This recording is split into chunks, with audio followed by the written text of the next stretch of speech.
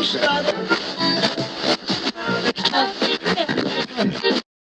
need to take a look at what's actually in that MAID brochure. Conservatives prove to be the more humane ones once again. Canada Post is somehow on strike and bankrupt at the same time.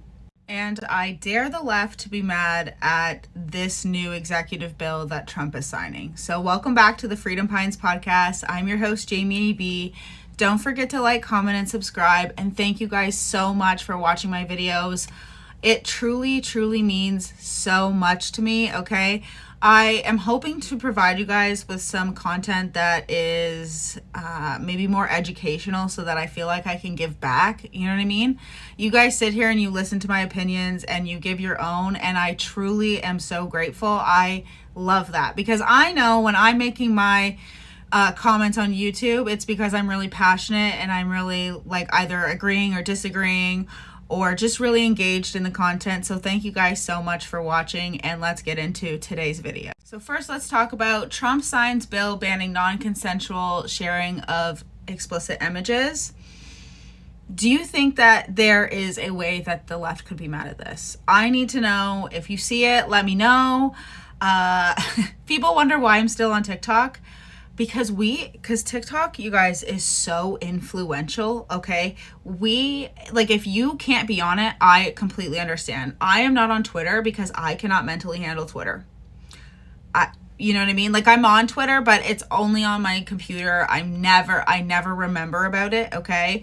I literally did not have it for years because I, live tweeted my breakup during my pregnancy, and I thought, will my daughter want to see this when she's older? Probably not. So I deleted Twitter and realized that it was too much for me. So I understand when people are like, why do you still have TikTok? Well, because I feel as though TikTok has a massive impression on our youth especially, and I need to be over there and seeing what's happening, okay?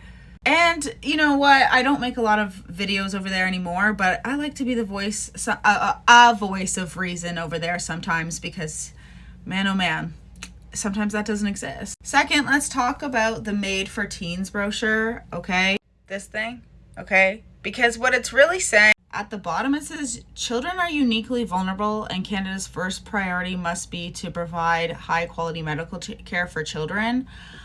To me, this brochure sounds like it is warning parents. I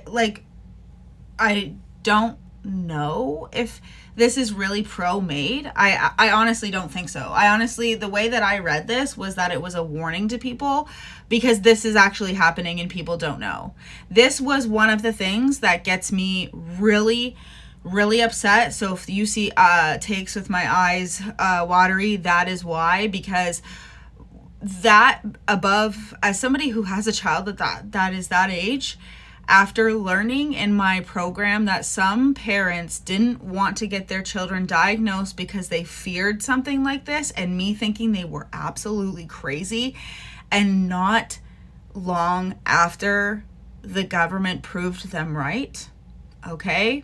I am very, very emotional. Every time I watch someone covering MAID, it stresses me out. Every time I have someone on my TikTok telling us, hey, they're not offering me the healthcare that I need and I have to choose this because my life is unbearable. And you see in the comments people justifying it. And that is how I know they will literally justify anything. And after understanding what it appears to look like, I understand why, because I have had somebody reach out to me, and I appreciate them for this because they told me that they had seen the process and that it looked peaceful, and I tried to tell them it looks peaceful because of the mechanism in which it happens, and they heard me out and I heard them out, and it was a good conversation. But that is what it is that people think that this is the nicer thing to do, but in reality people are having to choose this because they don't have access to their health care. And as you guys know, my grandma died from not accessing healthcare, and it's just something I'm really passionate about. And I just think that it is such a shame that we are not making a larger noise about all of this because It is such a shame where our country has gone and how little we value life. And the entire reason I got into the profession I got into was because I was so happy that somebody made me feel valuable, like whether that be a positive impact from a teacher or my adopted mom or whatever it was. I wanted to be that light for other people, and my number one thing was that I didn't want people to themselves. It was like my number one philosophy was to do no harm. And I loved that that was part of the ethical standard of practice. But anyways, yeah, I do think that this is warning people, because would you really want to go to a country where they allow that to happen? Next, we have Joe Biden having prostate cancer. The amount of people online, first of all, I've seen leftists cheering. It's disturbing. And genuinely, say it. Go for it. Freedom of speech. But it proves time and time again that conservatives are the one with hearts. And if you've noticed, every single time there's a shooting, the left freaks out about the right giving thoughts and prayers. Do you know that even during the gay nightclub thing, that Christians weren't happy about that? I'm sure there was some fringe people on some weird website saying weird things, which is where Rachel Gilmore monitors the internet over there. But for the most part, everybody was giving thoughts and prayers. And it makes the left mad when the right does that. But the left literally cheers on the other side's unaliving.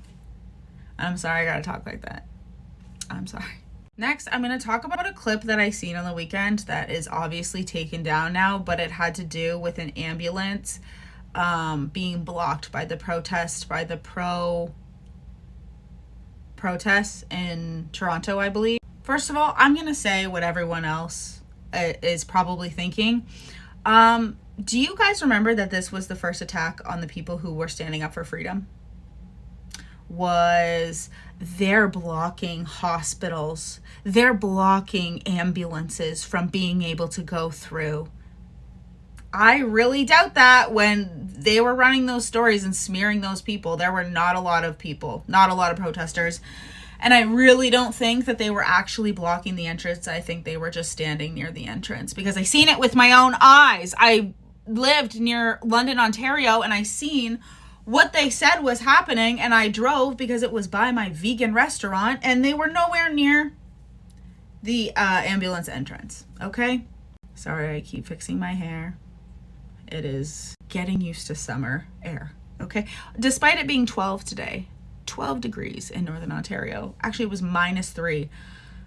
I'm so thankful I did not plant all of my plants. Anyways, all I'm asking for from the left is a tad bit of consistency. A tad bit of consistency. For the love of Pete, hold these people accountable for the horrendous things that they are doing. Calling the Freedom Convoy anti-Semitic, and then turning around and being okay with what these protests are doing. Now, here's the thing. I've said it before. I'll say it again. There is a group of people who are pro-Palestine, and they gather peacefully every Saturday at some corner in Toronto, and they're very different than the crowd that is blocking roads all the time, blocking bridges, burning flags, all of those different things.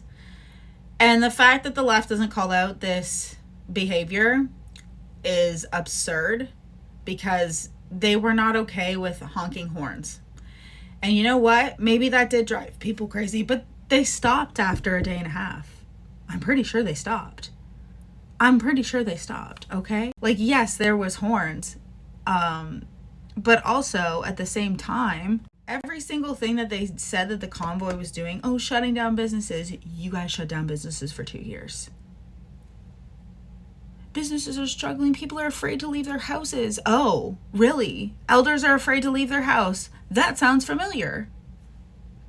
I'm just saying. Okay, I put up my hair and I can think again. All right. So throughout the whole campaign, we were really gaslit and lied to the entire time by the Liberals, by the way. But one of the things that I noticed was this sudden appearance of creators online trying to debunk the affordability crisis going on in Canada, which is so crazy because now they're finally admitting it, okay? Number one, Canadians do not have an option. We have four, like, is it even four grocery chains? Yeah, maybe, to choose from. Okay, unless you shop at your local market or local country store. But even then, they're not going to have, like, kids' treats and stuff like that, okay? And a lot of people can't afford it, okay? A lot of the things in those stores, besides, like, the meat and the veggies, are probably going to cost a lot of money, okay? So that is why people all the time say to me, like, I just don't even know. And it's usually people who don't have as many children as me or have no children. And I understand because I used to buy only organic everything until I could no longer afford it, guys. I can't afford it.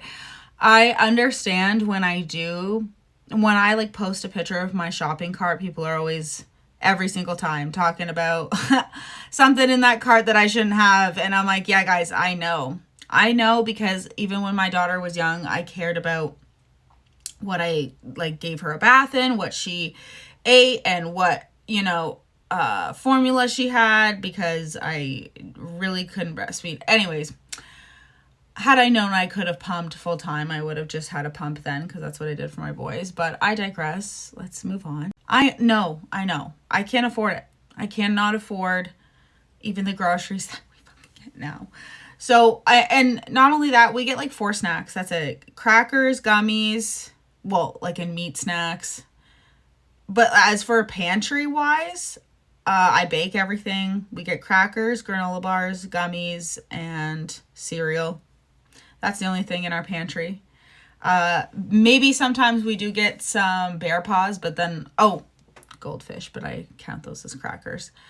Until I get a better thing to make them in or find a better recipe. I'm working on that to give you guys, okay? But not only did Carney lie and all of these people lie about an affordability crisis and try to gaslight me into thinking that I'm just bad with money.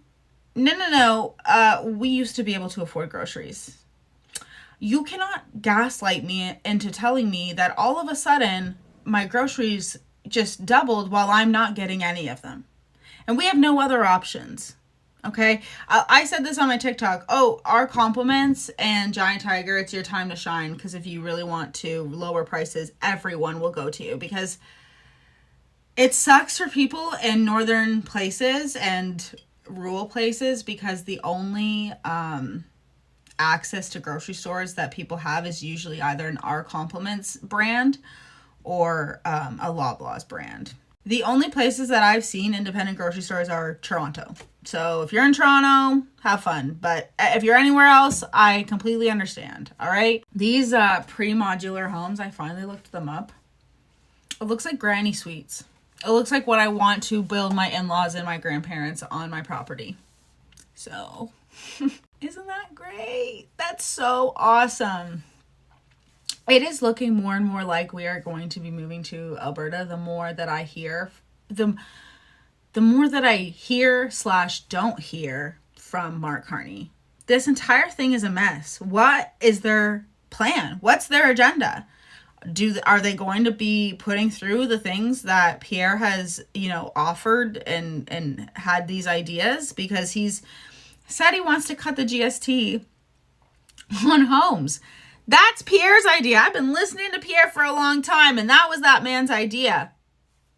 Even during the campaign. This man keeps saying that he got a mandate. First of all, 144 conservatives versus your 160, whatever the heck you have done to maintain or gain seats. I have no idea, but that's equal. And to me, sometimes it seems like when Carney says I got a mandate, he's talking to Pierre Poilievre voters. Because he's like, we're going to fix the bail system. We're going to fix the borders. We're going to do this. We're going to do that. I thought that those things were myths. And why do I say that? Because online, that is what the entire sphere of people who all of a sudden were talking about being pro-liberal on TikTok that I had never seen in my life. And I have followed leftists from Canada on TikTok. And all of a sudden there was an influx of people who were basically pro Mark Carney all the way. and we're gaslighting other Canadians, saying that we don't have a crime crisis, that we don't have an affordability crisis, that, you know, we don't have a housing crisis, that immigration is okay, despite things like the United Nations, which is a very much a program they respect, coming out saying that we are a hotbed for modern day slavery. That's their publications that they follow, admitting that this is a problem. And all of a sudden, they're just here telling this. And all of a sudden, Mark Carney's debunking everything that he just lied to us about for the last month to gain. And not even that, just elbows up. It's so ironic to me that the whole time they're like, Pierre's all slogans. Pierre's slogans make sense in their plans. Axe the tax, getting rid of the tax. On GST, on the carbon tax, all of those taxes, okay? Stop the crime. Stop the crime? What do you mean? That's a good slogan because that's a good plan to stop criminals from getting bail. Seriously, you guys. And on the left, it should make you ashamed, because I was a leftist and thought that these things would be good ideas, because I thought that they were going to put programs into communities, and I thought that they were going to rehabilitate and have more centers for people to get help, not send them back out on the streets to re-victimize people. My gosh. And it's just so weird how all of a sudden they're just admitting that all of these things are going on in Canada. Yes, because of the exact same government that you're not even on the same page as. Did everybody get the Justin Trudeau memo? Say this is what King Trudeau is saying today? Because they all seem to be on the same page about a lot. Versus the Mark Carney government that seems like it's Mark Carney not conversing with people to have any of the same ideas. It's very, very frustrating, because our entire futures depend on this. And I know that I'm not the only one thinking about moving to Alberta, but we need to know what his agenda is. We need to know, okay? Because moving's not easy, but all of the things that leave us staying here are no good if I'm in jail. Like if C-63 goes through and somehow I am on some sort of, whatever. I'm sure my thumbnails from the election don't help. But, and one last thing before I go, they could easily be taking vacation time, because that's what Pierre Poilievre, or leaving the vacation time and actually just working through vacation like Pierre Poilievre and the Conservatives were going to ask to do. Okay. And don't even get me started on the hypocrisy. Can you imagine if Pierre Poilievre went to the Pope thing? Can you imagine? Can you imagine? Okay. They're sitting here ripping Danielle Smith to shreds for spending 10 grand to take her and staffers to the Mar-a-Lago thing. And I'm thinking, like, that's pretty cheap, actually. Because going anywhere is thousands of dollars right now. So how did she do it? I would like to know her budget and how she budgeted that. Because that's the thing, is that we don't actually care if people are spending money to go, save Alberta, save the province. Yes, absolutely, go and do that. I would not expect her to go there as a politician and pay for it. But that's not what was happening during Trudeau, okay? And like the amount that they say, 10,000, Trudeau spent millions on himself. Millions. And was also directly affecting ethics, but that's for another day. So anyways, guys, this was my little update on all of the news that I think I wanted to talk about in the last few days. And I hope you guys had a really good long weekend, and tell me what you guys did. What did I do? Well, it was fucking freezing. So nothing. I basically cleaned my room. It's already a mess again. And I'm just waiting for the weather to come back so I can plant my garden, which is exactly why I didn't yet. I have to make sure that my basil is not burned. I may have to get a new basil plant. But anyways, guys, you have a good one, and I will see you later. Bye.